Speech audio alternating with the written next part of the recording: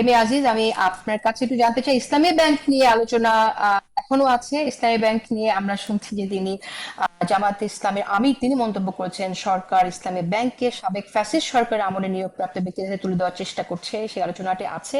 আবার পাশাপাশি আমরা দেখলাম যে ইসলামী ব্যাংকে টাকা আত্মসাতের অভিযোগ এসেছে জামাত ইসলামের একজন নেতার বিরুদ্ধে।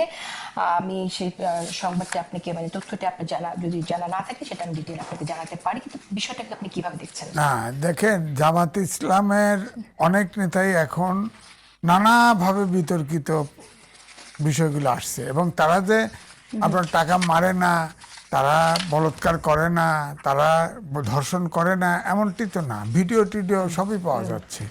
তো সুতরাং আমি বলবো এটা হতে পারে, ব্যতিক্রম তো আছেই।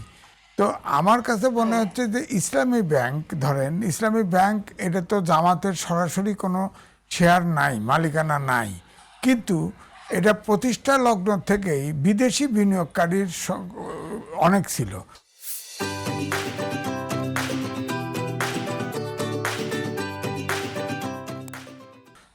আরব বিশ্বের অনেক লোক, অনেক সংগঠন, এডিবি সহ অনেকেই ছিল, তারা কিন্তু শেষ পর্যন্ত শেয়ার প্রত্যাহার করে নিয়েছে। তো এখন সেই শেয়ারের একটা অংশ আপনার, তাও আবার প্রায় 80%-এর উপরে শেয়ার কিন্তু এস আলম কিনে নিছে।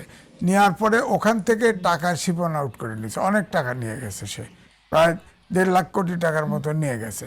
কিন্তু দেখা গেল যে জামাত ইসলামের লোক, জামাত ইসলাম ধরেন এই প্রতিষ্ঠানটা চলে তো পাবলিকের পয়সা, ধরেন ওখানে ইলেকট্রিসিটি লাগে, পানি লাগে, এগুলো তো লাগে, তো এটা তো সরকারের অর্থাৎ পাবলিক ফান্ড থেকেই যায়, সব সহযোগিতা নিচ্ছে। কিন্তু ওইটা আর জামাত ইসলামিক ব্যাংক থেকে বলেন আর অন্য যে প্রতিষ্ঠানগুলি আছে তাদের নিয়ন্ত্রণে, সেই প্রতিষ্ঠানের থেকে আপনার তাদের লোক ছাড়া কেউ চাকরি করতে পারে না, তাদের নিয়ন্ত্রণে থাকে।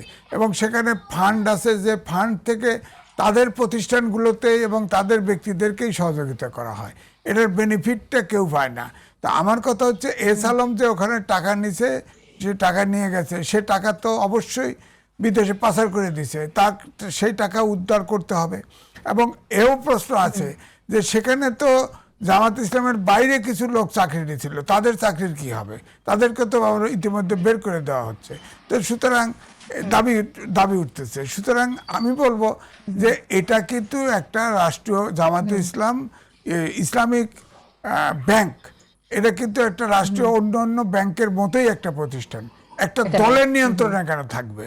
এটা তো সার্বজনীন হওয়া ঠিক আছে। উচিত।